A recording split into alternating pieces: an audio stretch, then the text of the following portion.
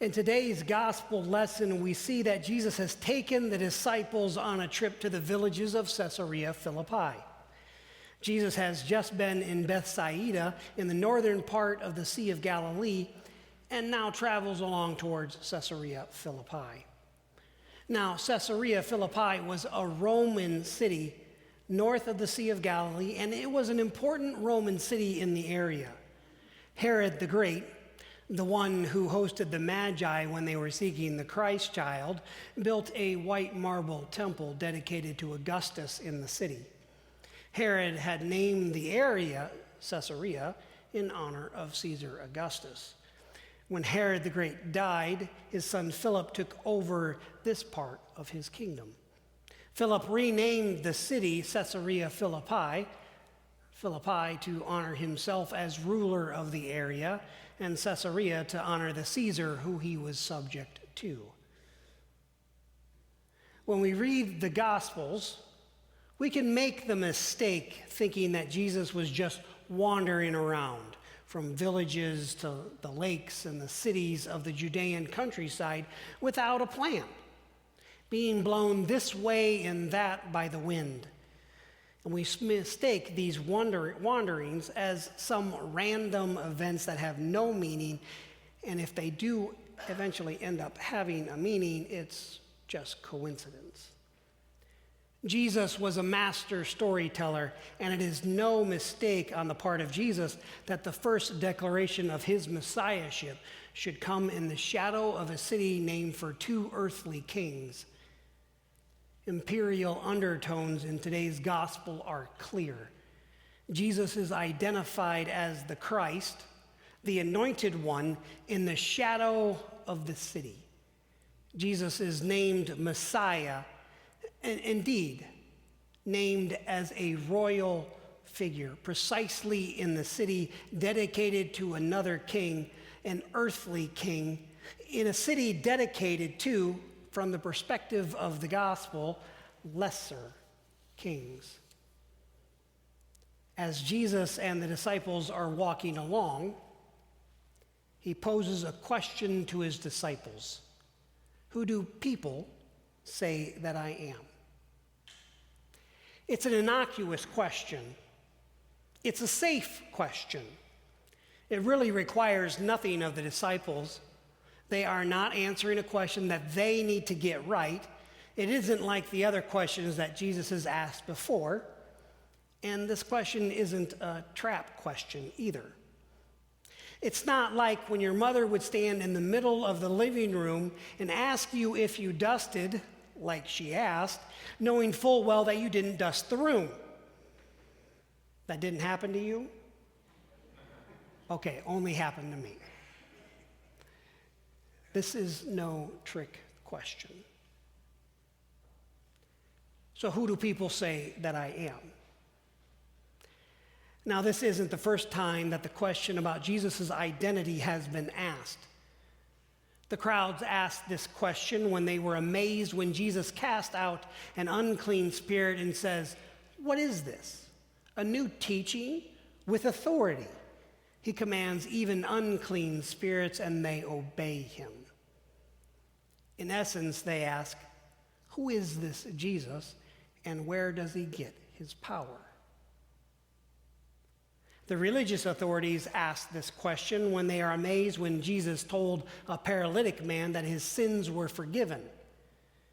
This pronouncement of good news to the paralytic caused a conflict with the scribes as they questioned, "Why does this fellow speak in this way? It is blasphemy. Who can forgive sins except God alone?" Implicit in the question, who is this man to do this? In order to prove that he indeed did have the authority to forgive sins, Jesus told the paralytic man to get up, pick up his mat, and walk. And the man got up, picked up his mat, and walked away. The disciples asked this question when Jesus rebuked the wind and the sea and calmed the storm with a word. And then the disciples raised the question of Jesus' identity. Who is this that even the waves and the sea obey him? The question has already been asked, but now it is time for Jesus to pose the question. Who do people say that I am? Well, Jesus, other people think that you're John the Baptizer. You see, Herod had put John to death so that the people thought that Jesus was John the Baptizer back from the dead. John's ministry confronted the powers of the day, so much so that it eventually got him killed. The people see the same with Jesus. Jesus confronting the powers that be, just like John, and if it were true, it would strike fear in the hearts of men like Herod. So who do people say that I am? Well, Jesus, other people think that you're Elijah. You have healed those who can't be healed. You have raised people from the dead. You have performed deeds of power that cannot be explained other than you have God's favor upon you. Other people think that Elijah has come back from his heavenly ride in a chariot of fire. So who do people say that I am? Well, Jesus, other people think that you're a prophet of old, giving the people the reassurance that God had not abandoned them, even though they were still occupied by the Romans and the people did not have their own Davidic king. When Jesus asked the question, the answers are all safe answers. These answers require nothing of the disciples. It is easy to say what someone else thinks, easy to say at the very least what you've overheard. But Jesus doesn't let the disciples off with the easy answer. He wants to know if they have figured out the answer to their own question asked just a few chapters before this. Who then is this that even the wind and the sea obey him? Jesus asked the disciples, who do you, the plural y'all, who do you say that I am? Have you pondered your questions around my identity? Have you pieced together the puzzle? There's a few teachers in here, and when you're teaching a class, these teachers always know this is true, that there's always at least one student who can't stay quiet. When there's a question asked, there's always the one student who can't stand the silence, can't stand the tension, and unlike their fellow students who would rather keep their mouth shut and be thought a fool than open it and remove all doubt, there is usually one student who will chime in with the correct answer or not. Peter is that student. Peter speaks up before all the others.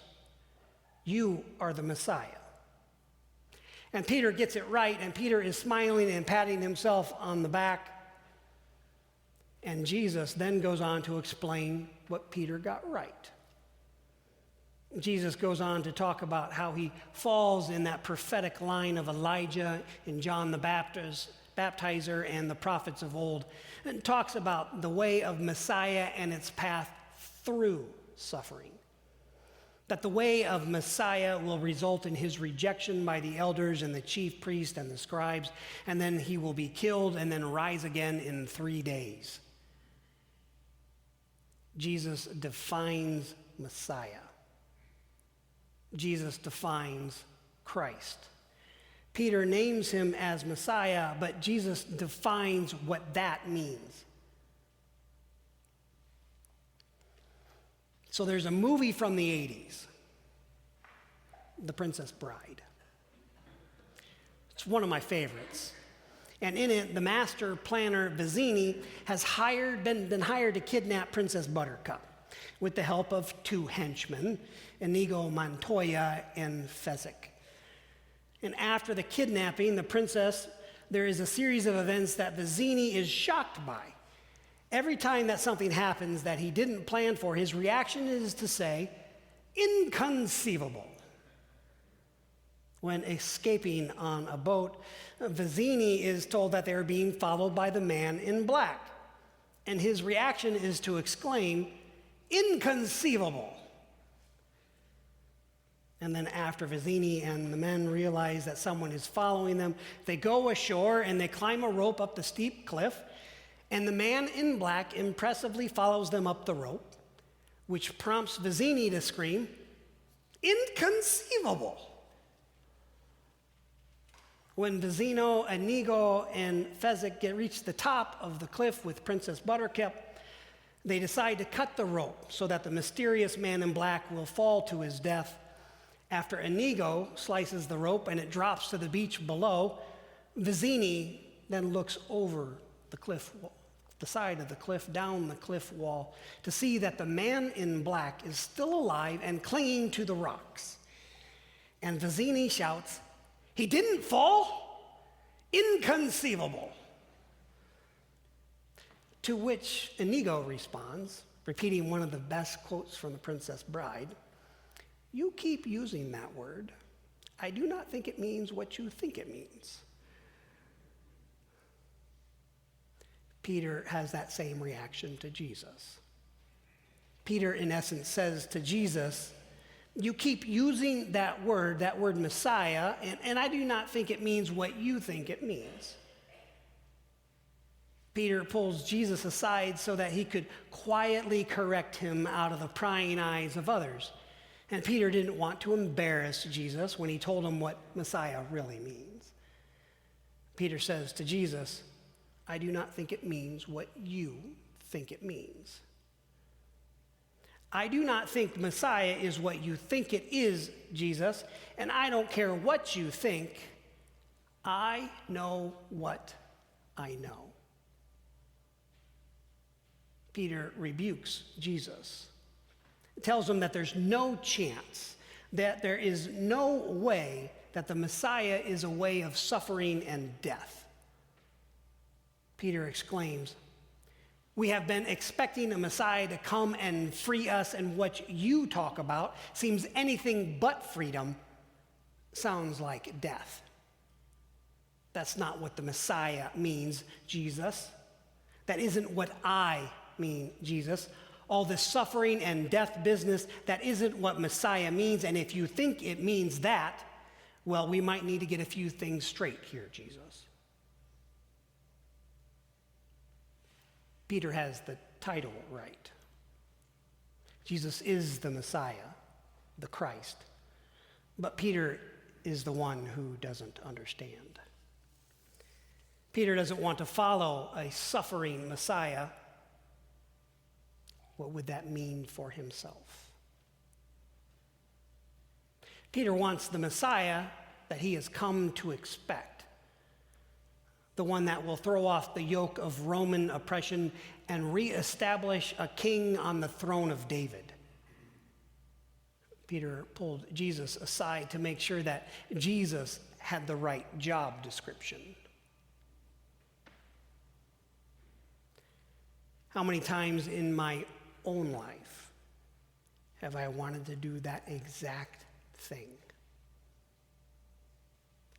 Countless. How many times have I wanted Jesus to be something that I wanted rather than let Jesus be Jesus? Countless. You might be different than me, but I suspect if we're honest with ourselves that we want Jesus on our own terms. We want the tame and easy to understand Jesus. We want to hand Jesus his job description, just like Peter. We want to impose our own expectations. And whether we fashion together a prosperity gospel where it's all about controlling a small g God that doles out health and wealth through this way and that, or a social gospel or a psychotherapeutic gospel, we are good at fashioning Jesus into what we want to make of him. Just look around the world today. There are plenty of examples. Right before today's gospel lesson, Jesus healed a blind man, which isn't that surprising for Jesus. He was known for healing the blind and giving sight to the blind. There was something different about this healing, though. When Jesus encountered this blind man at Bethsaida, Jesus put saliva on his eyes and laid his hands on the man's eyes. And after that, Jesus asked the man, "Can you see anything?" And the man looks around, looks up. He said, "I can see people, but they look like trees walking." His sight has returned, but it's not 20/20. And then Jesus laid his hands on the man's eyes once again. Then the man opened his eyes and sight was restored, fully this time. No trees walking, just people. He sees everything clearly this time around. It isn't a coincidence that Mark places this right before today's lesson, and it helps interpret today's lesson. Who do you say that I am? Peter's exclamation that Jesus is Messiah gives us hope that the disciples are seeing Jesus clearly and understanding who he is. Thing is, Peter's correct confession is deceptive. It points out that we can have what appears to be everything in order, words and actions and so on, and still have it very wrong, like seeing trees walking. Jesus is leading the disciples and us to the cross, because until we stand beneath his cross, we will not see clearly. Because until we stand beneath his cross, until we fail and finally give up and follow to the cross, we will fail to understand what it means to confess Jesus as Messiah. And it is under that same cross that all that is not of the kingdom of God will be washed away. And what remains? Only that which is good and lovely and kind. One day, we will see clearly. And until that day, when I am called home, until that day, my prayer will continue to be, "Thy kingdom come." Jesus asked, "Who do you say that I am?" Jesus still asks, "Who do you say that I am?" Amen.